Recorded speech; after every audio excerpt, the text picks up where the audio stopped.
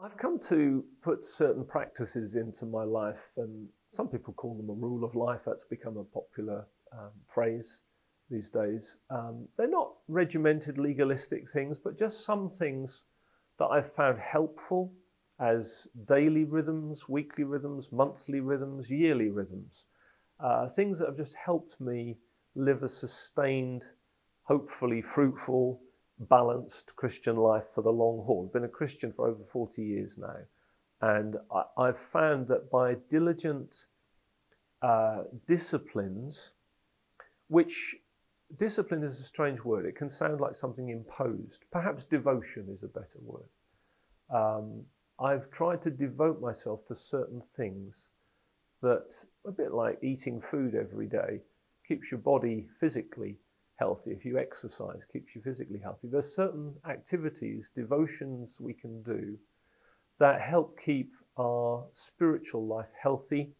Life is a marathon, it's not a sprint. Being a Christian is a lifelong journey where we can never think, oh, we've got this sorted now, we know how to do it. Life will constantly throw up new challenges, new opportunities, new difficulties, new challenges, new blessings. So we've got to be well equipped to handle every season of life.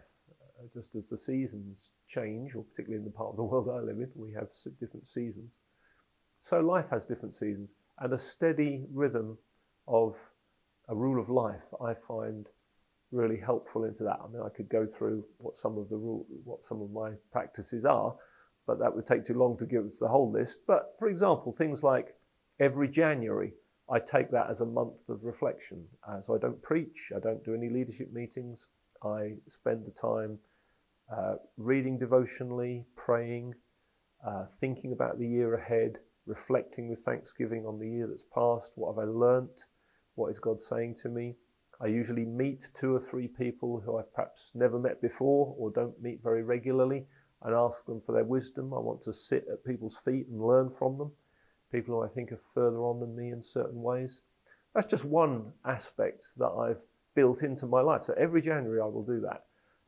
And it's hard work because you have to work harder in December and harder in February to keep all the other things that need doing done. But I've found that a useful rhythm. So that's an annual rhythm. A daily rhythm is I just read my Bible and journal, do Bible meditation, write down what I feel God's saying from that particular piece of scripture. That's just a daily rhythm. I've got 40 years of journals.